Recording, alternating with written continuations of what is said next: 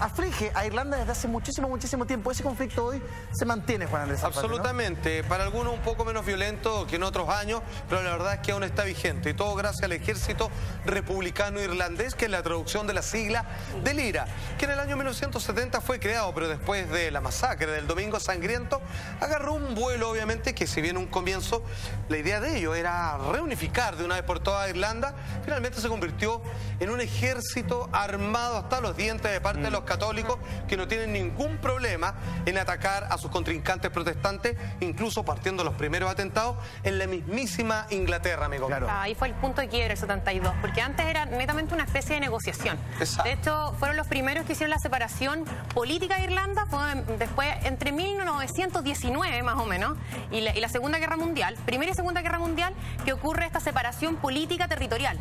O sea, no lograron ganar al imperio inglés, pero sí se separaron políticamente. Y es ahí donde sale Collins, que es esta imagen muy importante del IRA, de la primera generación del IRA, y ahí se separan políticamente. Claro. Pero posteriormente, lo que hablábamos de que se han tenido un montón de ideologías entre medio, el IRA, y se ha ido mezclando los temas territoriales. Está dividido incluso actualmente. Dividido, claro.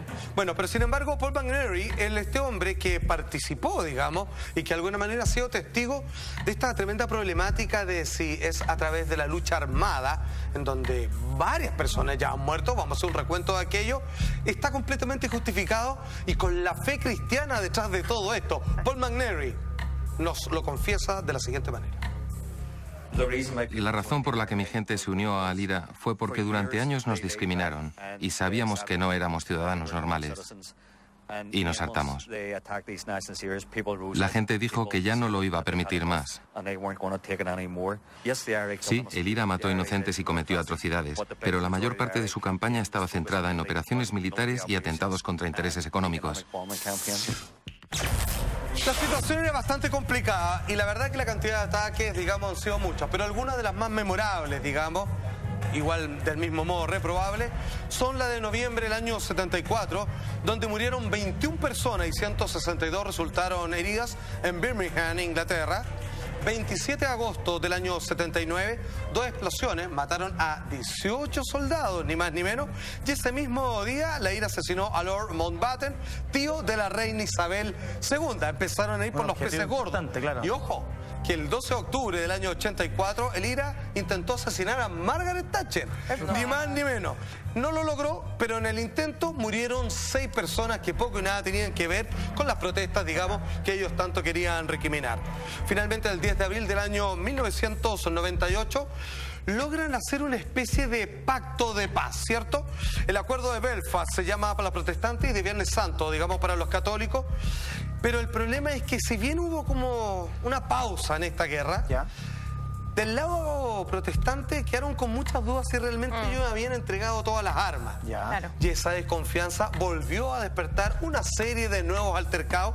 Y ahí, como dice mi amiga, comenzaron a aparecer las divisiones, donde algunos son mucho más categóricos y radicales, y otros que apuntan un poco a que por fin esto pudiese alguna vez terminar de buena y para siempre, dividiendo el país, donde las separaciones de credo y las divisiones que hay desde los colegios a todo tipo de tiendas y bazares, es donde algunos se atiende a unos y a otros por separado y no se ven ni se pasan ni en pintura. La carrera nos hacía como el contexto suprahistórico, o sea, desde el origen, desde el génesis mismo, pero increíble como un conflicto con origen religioso, género religioso, va tomando ribetes cada vez más importantes. Al día de hoy, hasta el día de hoy se mantiene esa pugna en base a lo que es un tema espiritual. Para mí, más que religioso, la religión simplemente es porque pertenecía al invasor, es por añadidura, que es Inglaterra.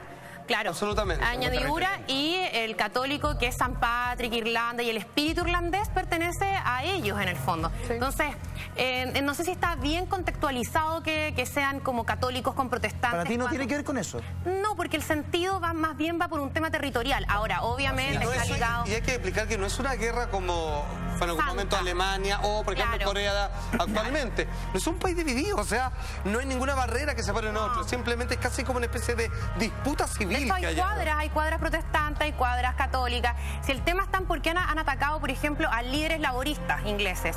¿Por qué? Porque hubo un momento en la historia que las políticas eran reprimidas a los católicos. el tema del voto, el tema de la presencia de autoridades. Tiene toda la razón. Hubo un solo lord que era un abogado, un joven abogado católico que llegó a ser partícipe, pero estamos hablando del año 88 por lo menos.